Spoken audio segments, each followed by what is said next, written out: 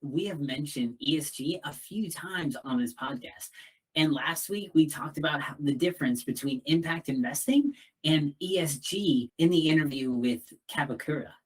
But you can do so much more than to choose to invest in some companies and divest in others. You can make a difference in a company and help sway the direction that the company is headed using your shareholder vote. You can definitely do this, but sometimes your current portfolio company will sell out your share. So it might be extremely complicated for you to actually make that vote. That is one of the reasons that my fantastic guest that I have on today, Daniel Naim, created Fennel. It's a new age investing application to give back the power of investing when you choose to invest in a company. And Daniel's got two other goals for Fennel as well. So make sure that you listen to this entire interview to hear what those goals are and really take a deep dive into ESG, what it means, and why it has billionaires quaking in their boots. So make sure you stick around for this entire interview and get your investment power back.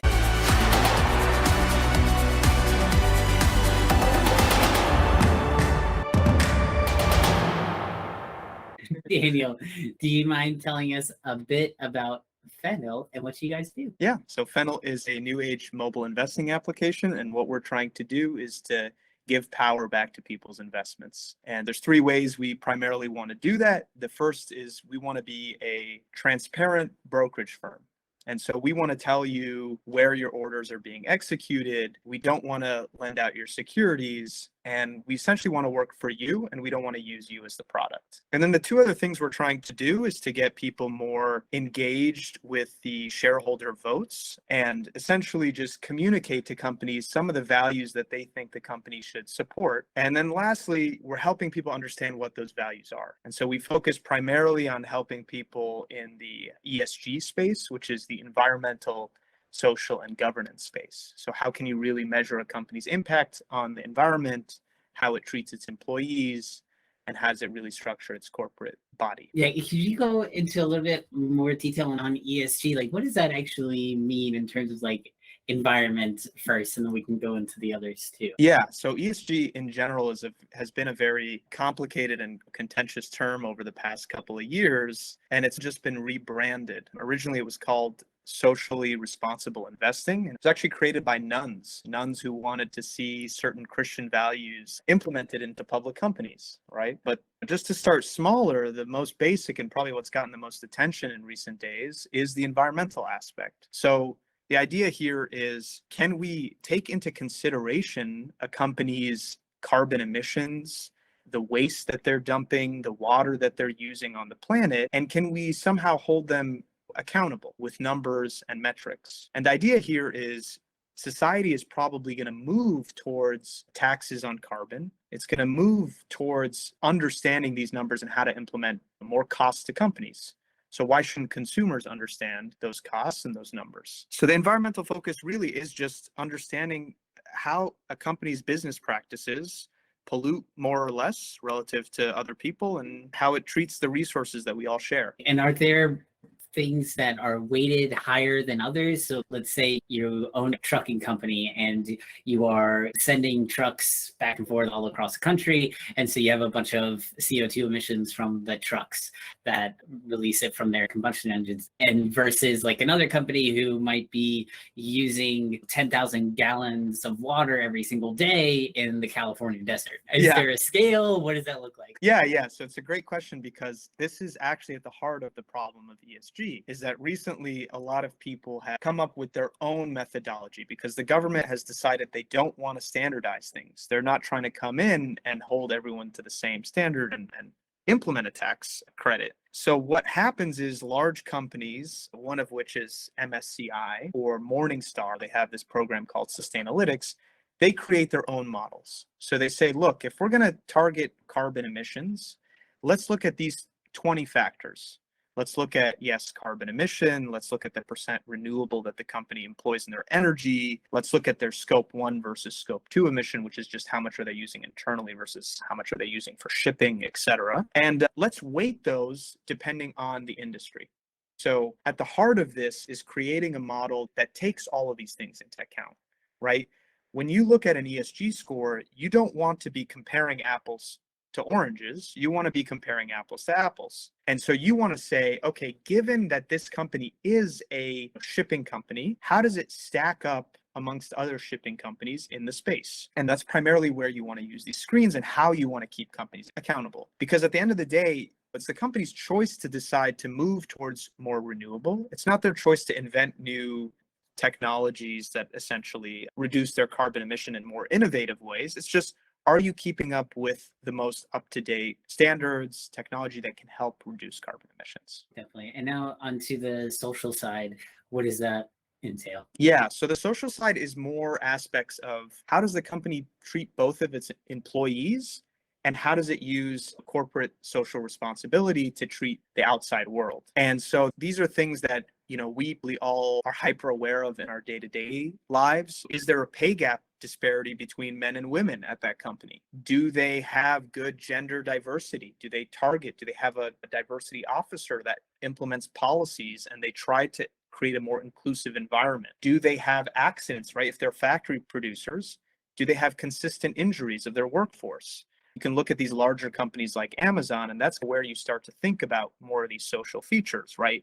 Do they support unions? Do they support maternity leave, and et cetera, right? Those are more standardized across industries, I'd like to say, versus environmental, right? The weighting should be considered because it really is just fair treatment of employees. And I think that should be standardized regardless of what industry you're in. Yeah, definitely. And a lot of that has to do with some of the laws that have come out ever since we started having a 9 to 5 schedule and things like that. The unions fought for way back when came from that. So a lot of that still is around, but there's a lot more newer things like you were mentioning, like maternity leave and how much diversity they have on their team and everything like that. So I think those are important aspects as well. What about the governance side, the last part? So the governance side, I always like to think of, if anyone's ever watched the HBO show Succession, it's a lot like that, right? So it's a lot understanding, does this company have what's called a poison pill? Recently, there was this takeover attempt from Elon Musk and Twitter, and everyone at the time was talking about this thing called a poison pill, which is essentially when a company issues a bunch of new shares to try to dilute shareholders so there's no majority takeover. And so it really is thinking about the corporate board, the structure of the company. And again, a lot of those social elements will tie into it.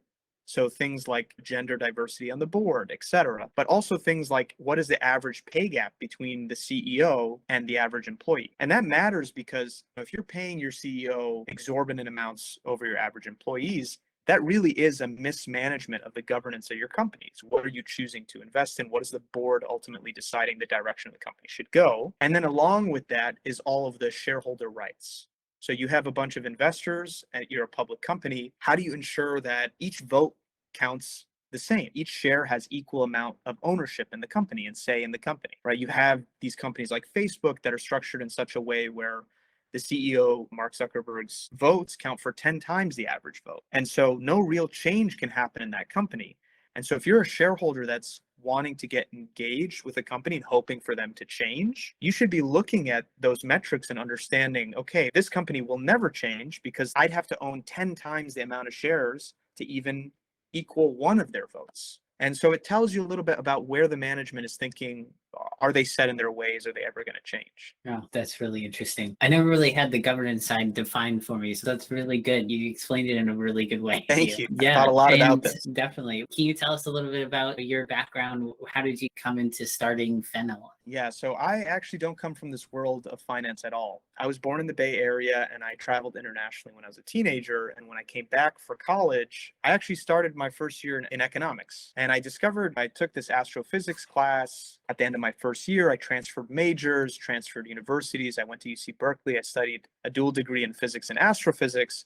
And then I went on to do my PhD jointly between UC Davis and Livermore National Lab. And so I was working on dark matter detection and nuclear reactor monitoring. And so it turns out the same technology you can use to try to detect dark matter, you can monitor nuclear reactors hundreds of miles away to understand how much plutonium is produced. So I was in a completely different world. I was in the world of science. And throughout my scientific career, I was always grappling with this fear that climate change is real and people are not really doing anything. The amount of effort I saw going into taking action was lacking. based on where we had to be. And that scared me, that terrified me. And I could have gone on to science, but I lived in the Bay Area, and we've recently developed a fifth season, which is just called Fire. And for essentially a month out of the year, you can't see the sun most days because of the fires up north. And that terrified me. I'd walk into work with one of those N95 masks before COVID, just because you couldn't breathe in those particles. That was always in the back of my mind, but a few things like helped tip the scales to direct me into this world and create Fennel. The first was I took this econophysics class during my second year of grad school. And it was essentially, how do you take physics models and apply them to the stock market? And especially in dark matter, you're so used to not seeing any signal, right? You have these radio telescopes in the middle of the desert that try to look for alien life. They're called SETI, and you never see anything. And when I started creating these like trading models, I would start to see the signals I was looking for, other people were reacting to. And so that was interesting to me, because I was like, okay, there's someone on the other end of this. And I discovered there was this whole deep layer in Wall Street of math PhDs, physics PhDs that were just generating wealth for high net worth clients. And I started to think, this really isn't fair, right? There should be a way for these same tools, these same minds shouldn't be just like isolated. Everyday people should have these tools to make investment decisions. And that led me down the rabbit hole of ESG, understanding that ESG can be more than just values. It can making investment decisions. So if a company has overexposure to oil and carbon, and oil's rising in prices, they're probably going to suffer. You should be able to know that. So that was a financial introduction that got me really interested. Three other big things were happening at the same time. The first is Tesla was exploding in the stock market. And all of a sudden, government policy, both domestic and international, were changing. California and New Jersey and Germany were all saying by 2035, we're only allowing the sale of electric vehicles. Ford and GM started to come into the market and invest billions, right? This technology always existed. Why couldn't they convert us to a more renewable source earlier? There was money to be made in the stock market. So that let me think really where we decide to make our investments in society is the direction society will be in the next 10 to 20 years. And for this generation, that idea of value is changing. Tesla succeeded not because it's fundamentals, it succeeded because a generation knew that a world couldn't exist in 20 years without a company like Tesla. We needed some sort of renewable source. So that was very interesting to me that government listened. The other was, at the time, this small little hedge fund called Engine Number One had amassed $50 million of ExxonMobil and convinced the largest institutional investment firms in the world, BlackRock, etc., to join forces on a vote that they had proposed to replace 4 of the 12 board seats of ExxonMobil with the sole intent of reducing carbon emissions. This is one of the largest carbon emitters in the world, okay? And a financial institution replaced 1/3 of all the decision makers in that company to direct them to reduce more carbon emissions. So that was huge. That broke news coverage internationally, and it was a big deal. And it showed that this was possible. Like, you didn't need billions, trillions of dollars to do this. You just needed a small group of people with assets that could think about changing the world, right? And putting these votes forward. And then the last thing that hit it over the edge was the GameStop movement. So at the time, I had already been starting the company and I wanted to do a mobile-based investing application. And all of a sudden, you found this group of people, retail investors, people who invest in the stock market of their own accord, coming together and taking on large financial institutions for good things. I mean, if you stop and think about the GameStop movement, it's a governance play. It's just saying we want better governance in the stock market. Right? So that really excited me. And so I thought, can we put all these pieces together? Can we really accelerate change through the stock market? Can we get companies to be more sustainable quicker? Can we get people elected to board seats of companies that are thinking about future generations, not just next quarter's profit? So that's where Fennel came from. And I hope that it can serve as a better tool for these people to amplify their voice and just create more change at the highest levels of public companies that exist today. Yeah, definitely. I completely agree with that, because I think the way that we are going to reach our net zero goals in 2050 or 2035 or whenever we are trying to reach those goals, the only way we're going to meet them is through business, because business has such a big, huge impact. And if we can not only change large businesses, but also create new businesses, which is what all this podcast is all about, being able to say there are these great people doing great work. We need to support them, be able to help them grow, get larger so that they can make more of an impact. If we can do that, that's how we're going to reach those 2050 goals, not by Joe Biden putting out something or whoever. It doesn't matter what government official tries to do. If we can make companies understand with our wallets, with our choices, that's how we're going to make a difference. And that's how we're going to make these changes happen. Because when it comes down to it, if I was a company, am I going to choose to stand by something that is not going to put cash in my pocket? No, like the money talks. Yes. Big time. Big time. And the thing to think about here, look, I agree with everything you said. It has to be the people, and we have to be supporting this. And this is a long movement, right? My argument is like value is changing, right? What is cheap now is going to be expensive in the future. And you're going to want to support companies right now that are thinking about sustainability, because the way they're growing right now is unsustainable. And it's not forever going to be putting those dollars. It's not going to be prioritizing dollars into those companies. Tesla, you can think about it as just a canary in the coal mine, right? They have their own problems, but I completely agree with you that it does have to come from business decisions, and that ultimately comes from people, right? People deciding where they put their money and what they exactly. And we're having this movement is gaining more and more support because of this new generation values this. They value the sustainability. They understand that the fires are happening. Like they see all this evidence for climate change. 10, 20 years ago, we didn't really have, we had a lot of scientific data evidence, and oh, that's great. Like you can see the graph moving up and like all this carbon dioxide and all that. But what does that actually mean? I still go to work every day. It doesn't affect me. Now people are being affected. There's a number from one of the other ecopreneurs that I interviewed. She said, I think 32 million people have become climate refugees right now. And and that number is only going to grow, because you get to this point where, you know, the climate is causing your area to just be unlivable for your way of life or for what you're doing. So you have to move. That's what a refugee is. And it's happening. And it's happening right now. And so we're really starting to see all of this happening and all of these changes happening. And it's not just going to be a fad. It's not just going to be something that everybody like, oh, it'll pass. We can just ride the wave or whatever. No, that's not the way this is going. You brought up something that's like really relevant, which is when you start to think about climate refugees, it's not just, look, who are going to be able to make these moves are the wealthier individuals, right? If you're living paycheck to paycheck, you're not going to be able to just pick up and say, where is the weather better? I'll go live there.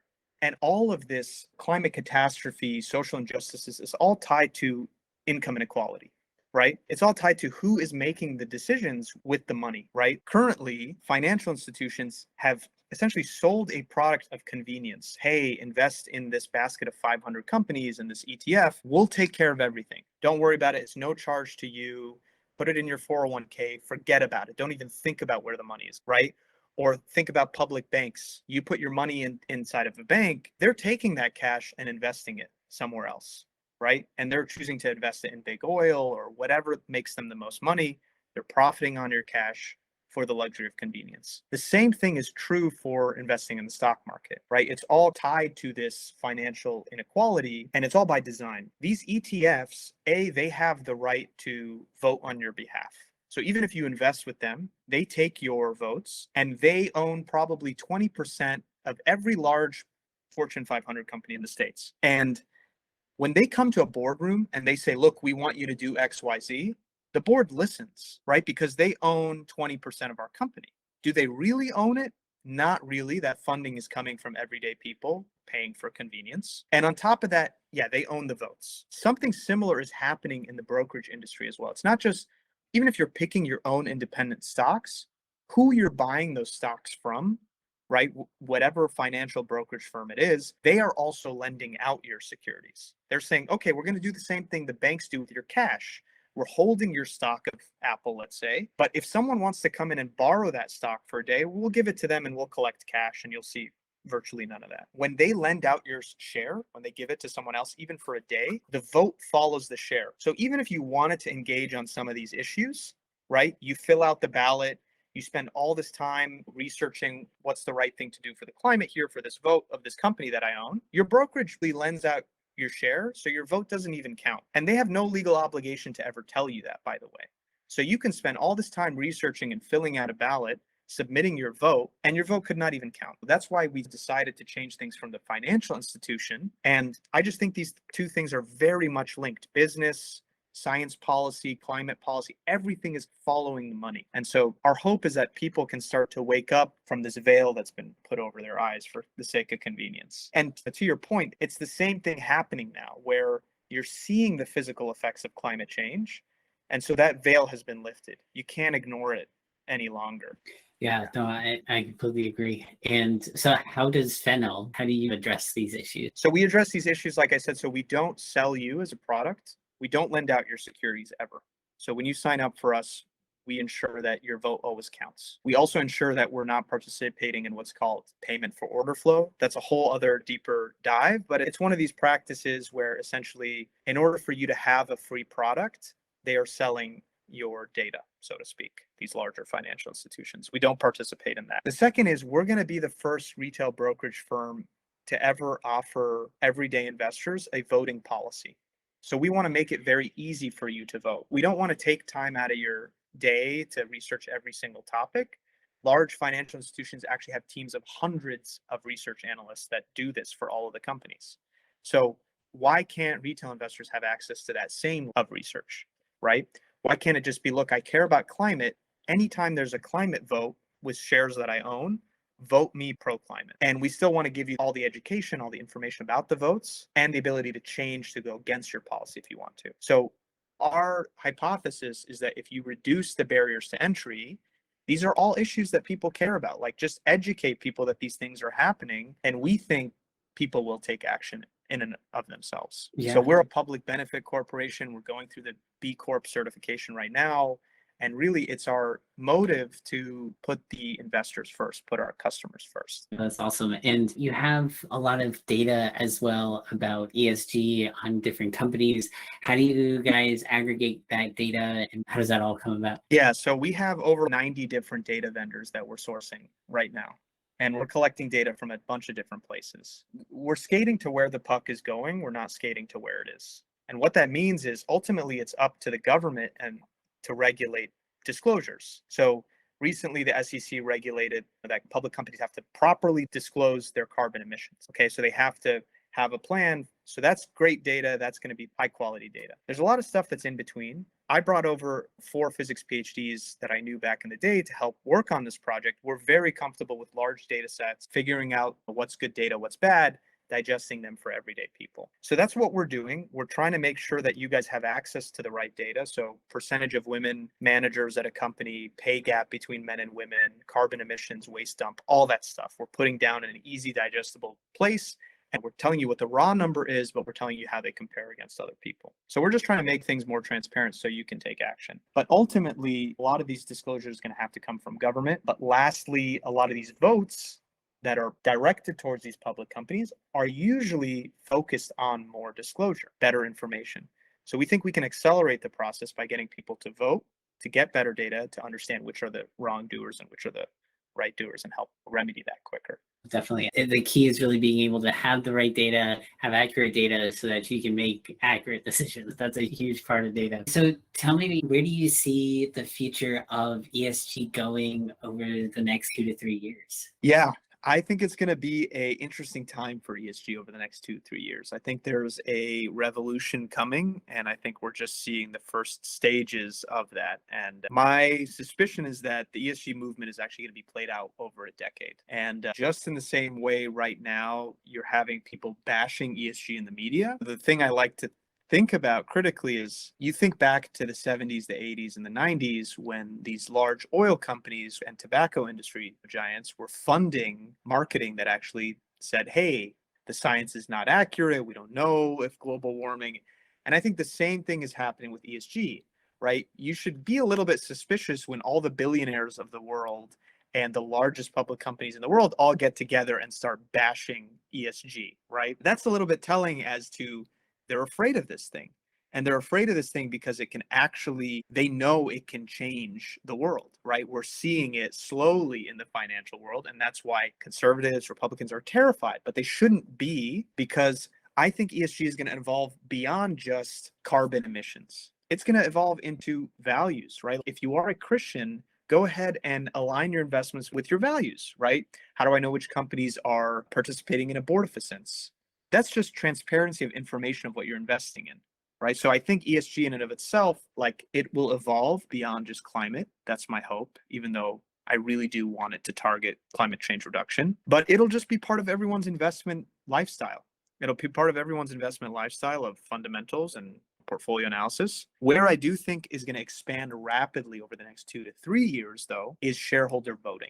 This is something that's new, and it's essentially just the other side of the ESG coin, right? It's not enough to divest from companies. You shouldn't just say, this is emitting a lot of carbon, I want nothing to do with it. They actually want that, because you no longer have a say at that company, and they can go ahead and do whatever they want. With the EPA being deregulated even further right now, the time to get engaged with public companies is now. And I think more and more tools and more awareness is going to come up in the shareholder voting space. So that's where I think the world of ESG is going. Yeah, definitely. I can definitely see that. And you mentioned how in all the billionaires get together and start bashing something, you can throw a little flag in the air for you about, I wonder why. It's because they're scared of change, because they've made all their money, or they've gotten to their position because of the way they've done things in the past. And people inherently don't like change, even though we live off of change. If things didn't change, we would be so bored and just like completely, we wouldn't be able to survive. The whole process of change goes into the way we eat, and we have to change the meals we have. And we don't eat the same thing we ate last year at 8 o'clock in the morning. That's not the way we live.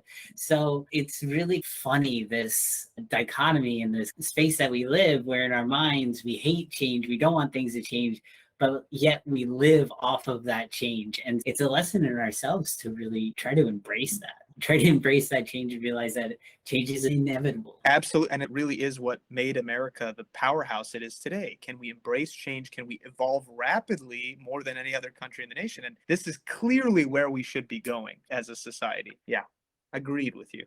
Our bodies change every 7 years, right? Exactly. And what are your goals for Fennel in the rest of this year and on into 2023? So for the rest of this year, we're approaching our launch of the product. We've been working, a lot of very smart, dedicated people have been working on this for the past 20 months. So we're about to go public to the world and give people access to this tool. So that's our main objective for this year. We just want to raise awareness that this is something that's happening. We want to promote our product as something that can help people. But this movement is way bigger than Fennel alone, which is why we're also creating partnerships with larger institutions. And we're just trying to raise awareness, right, anywhere we can. So that's our immediate short-term goal. Where we hope to go in the following years is, when I know Fennel will have the impact we're hoping it does on the world, is when a group of people who invest through Fennel actually change the outcome of a vote that's happening in a public company. And that will be a huge stepping stone for showing people you truly do have the power, because it really is, in my mind, a Wizard of Oz scenario where there's just a bunch of fake background things happening. And there's this system that's propped up to make you believe that things have to run in a certain way, but actually they can run in a completely different way that helps everyday people, helps climate. So that's what I'm hopeful for. Yeah, I think that there is so much space for the idea that it can be a triple win, a win for people, a win for wallets, a win for the planet as well, because we have so much technology nowadays and so many people able to think of creative ideas and really be able to harness that to solve these problems, that in these industries we see so many companies that are just making massive waves and just completely disrupting the industries. And it can happen everywhere. And this whole time period is so ripe for that change because we're changing so rapidly. We're able to have this technology that is able to do so many amazing things so quickly. It's really such an amazing time period that we live in. And I think Absolutely. It can we can definitely go in a wonderful direction of seeing awesome change that can benefit the world and benefit our lives and make it more sustainable. So yeah, I completely agree. Yeah, and people want it. That's the best part about it, right? We're not fighting Yeah, something that everyone wants. definitely. And I'd love to ask this question just because I'm definitely one of those people who loves to learn and learn all about all sorts of different things, which is why I love coming on this podcast and interviewing people, because I get to learn all about their businesses and each of their different fields that they're in. It's just so cool, the type of things that they're coming up with. So I'd love to ask, what are you currently learning right now? Wow, that's a great question. I've learned a lot. I've learned a lot of different things in this field. I think what I learned more than anything else is that there are a lot of people out there that want positive change, right? I used to think that I was alone in wanting this. And it turns out if you just take time and dedicate yourself, spend some time working on something you're passionate about that actually can help other people beyond just, it could be anywhere. It could be your immediate circle, the world. It could be information like this podcast that you're doing. I have been shocked, and every day I'm amazed at the types of people I meet want to enact this positive change and want to help the climate and want to help social issues for no immediate benefit of their own. And I think that's a lesson I'm learning day over day. Initially, the cynic in me didn't think that was possible. And so I think that's what I've been learning throughout this journey. Completely agree, because we live in a time period nowadays where we're told when we were younger that whatever you want to be when you grow up, you can definitely go and be that when you grow up. And it's almost like we're at this time where it's shifting from, oh, you got to go get a job, into, oh, what is your passion going to be? How are you going to impact the world? And versus what is just your job going to be? Everybody's searching for more meaning in their lives and more meaning in their work. And it's so much more possible nowadays with our access to millions upon millions of jobs around the world that we can apply to and access, or creating our own jobs by becoming entrepreneurs. We live in this time period where we're not so limited by, oh, I have to go up to the corner store or over into the city and take my resume and walk it to this manager and then walk another one to this manager. We don't have to do that anymore. We go online. I can apply for 600 jobs in 2 days. Yeah, it's not just the one factory in your town. Right, exactly. So you have so many people who are limited by where they live, geography, or many other different factors, now can get out there, get online, and connect with people from around the world. And so we live in such an amazing time period right now. I couldn't agree more. I couldn't agree more. And I'd love to hear, what is one thing for any ecopreneur in the audience who might be listening, wants to grow their business, wanting to start their own green business? What is one tip that you might give them? Follow your passion, really focus on the people you bring along with you and listen to them, right? They're there for a reason. And although it might be your idea and you might think you know best, you brought them there for a reason and they're attracted to the idea for a reason. They probably know a lot more than you, and give them as much space and partner with them, right? We can only truly change the world and we can only really build things that matter with other people. You can't do it alone. Yeah, I agree. It's a community effort. Absolutely. You gotta get together with your group of people. I love that. And if anybody would like to reach out to you to learn more about what you're doing at Fennel, or looking to partner with what you guys are doing, how can they reach out to you?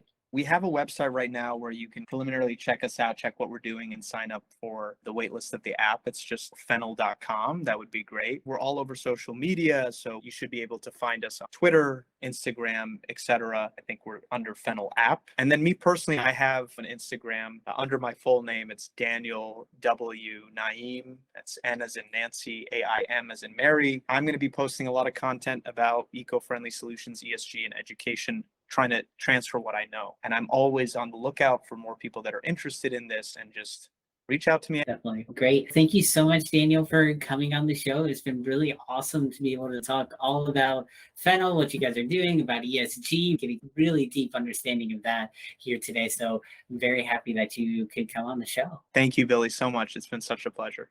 And if you enjoyed hearing about how Fennel is giving the power back to people's investments, allowing them to understand more about ESG investing, and allowing people to make a difference in the companies through their shareholder vote, then I invite you to check out this interview with Corey from Balance Capital, where he has a portfolio of green companies where you can invest in companies doing right by the environment.